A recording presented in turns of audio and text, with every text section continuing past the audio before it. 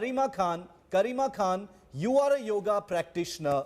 Has the chanting of Om ever been an issue? Has it ever been a problem in your experience with other yoga practitioners you've met from around the world? Has this communalizing of the word Om, which is said to be an intrinsic part of yoga, ever occurred to you or come up as a problem for you or other yogis you've met or anyone in your experience?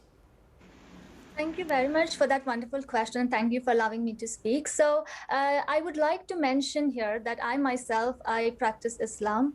And as a part of Dhyan Foundation teaches yoga all over the world. And our guiding light, Ashwini Guruji, has always mentioned this very clearly. And I have experienced it, that yoga is actually a science. The word Om, like the sound Om, the vibration Om, it is actually it's not a mantra like people say. Oh, it's related to a religion or it's related to a particular country. It's nothing of that sort. It's a science. It's a science of vibration. So when we chant Om, it's actually a very humming sound. It's a looped sound.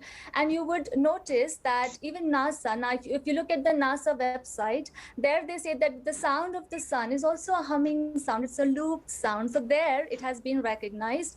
Also, scientists all around the world today are talking about it, that, for example, a humming sound, when you make the humming sound, what happens is, from your body, you release more of nitric oxide. And this has a very strong antiviral, antifungal, and antibacterial properties.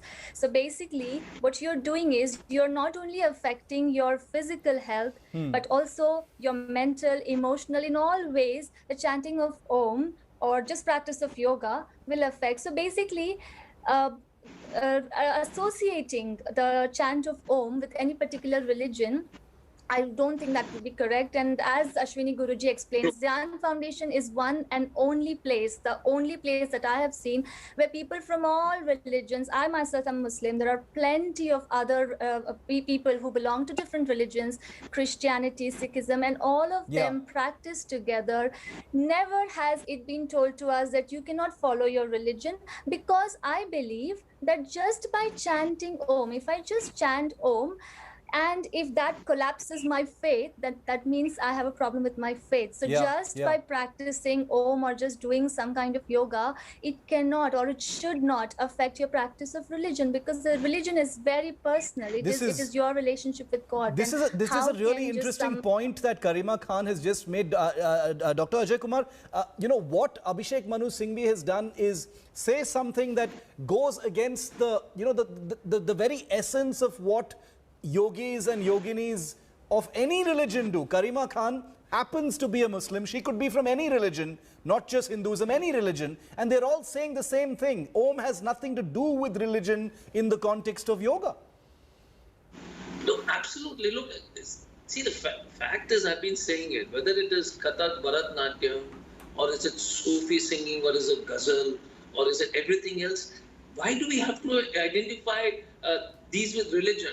Firstly, I fundamentally, being a doctor myself, but I fundamentally believe that yoga is very scientific, because it's a very interesting way of ensuring, and I know I'm digressing a little, but I need to say this, that the only way where you can physically exercise your organs, your lungs, your intestines, your spleen, your liver, is yoga.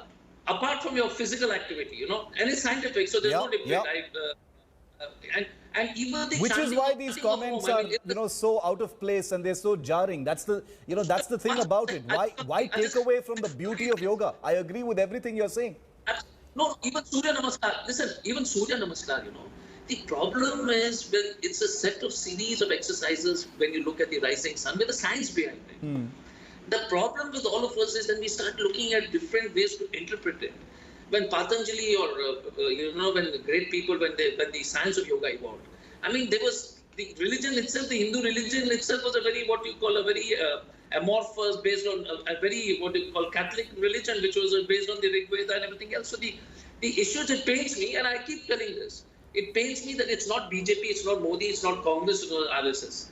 It's not Hindu, it's not Christian, it's Muslim. It belongs to us, it belongs to India. And if Yeah. anybody makes a statement like that, it's not appropriate. It's not appropriate. Mr. Singhvi has made an inappropriate statement, but that's not Okay, what the so Congress, that's any Indian should no, stand for. I And we applaud. all See, stand I for. applaud the fact that Dr. Ajay Kumar has called the comment inappropriate at least 4 times on this show. That should be